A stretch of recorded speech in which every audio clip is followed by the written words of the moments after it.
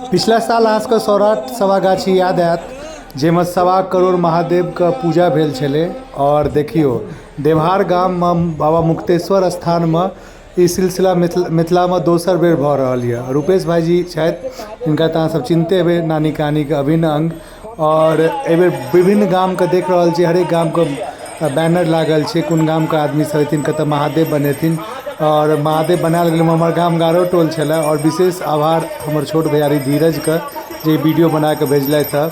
1.25 करोड़ महादेवके पूजा सम्पन्न भेल। और की कही, मिथिला एक बेर नहि दोसर बेर कऽ के देखा देलक। हमरा लागैए कि आबैवला टाइममे जहन एक चीज सक्सेस भऽ जाइ छै, बार बार ई नजारा अपने सबके देखैके लेल भेटत। किएकि मिथिला धनी छै, संस्कृतिसँ धनी छै। और मिथिलामे एहन काज मिथिलावासी आरामसँ कऽ सकै छथि। बस एकटा की कही, सोचके, उम्मीदके और एकटा सक्रियताके साथ आगू बढ़ैके और एकटा लीडरके जरूरत छै। जे भी ई ऑर्गेनाइज करलथि हुनका दिलसँ हम आभार करै छी, कुंदन झा। और ई वीडियो अहाँ सब नानी कहानी पेज पर देख रहल छियै। और बहुत हर्षोल्लासके साथ ओतऽ हजारों आदमीके भीड़ लगलै और बेहतरीन तरीकासँ छै ई कार्यके सम्पन्न कयल गेल। किएकि पिछला बेर जे भेल छलै अहाँके सौराठ सभागाछीमे, तऽ ओतुका बहुत सारा वीडियो बनेने छलहुँ, लेकिन अखन किछु अपन पर्सनल लाइफमे किछु बिजीके वजहसँ हम पूरा कवरेज नहि देखा पेलहुँ। एहिके लेल क्षमा प्रार्थी छी हम। लेकिन अहाँ सब देखियो कतेक बढ़िया, कतेक रास फूल सब छै, महादेव सब बनलखिन और एतेक बेहतरीन पूजा भेलै। और एहिमे हमर गाम गारा टोल कतहुसँ पाछू नहि हटलै। हमर ग्रामीणो सब पहुँचलखिन हरेक चीजमे। रूपेश भाई तऽ चलू पूरा मतलब ओ तऽ मिथिलांचलके गौरव छथिन। ओ सिर्फ गारा टोलके बेटा नहि छथिन, पूरा मिथिलामे हुनकर मतलब पहुँच छै और हरेक जगह हुनका बजायल जाइ छै।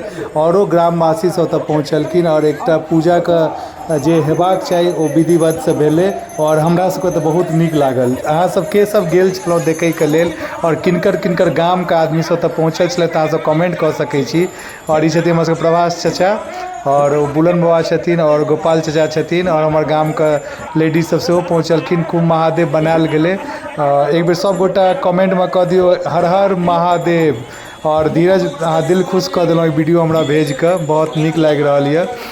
तऽ अहाँ सब देख सकै छी केना मतलब पूरा लेडीज और जतेक भी पुरुष सब छथिन सब गोटा ओतऽ पहुँचलखिन।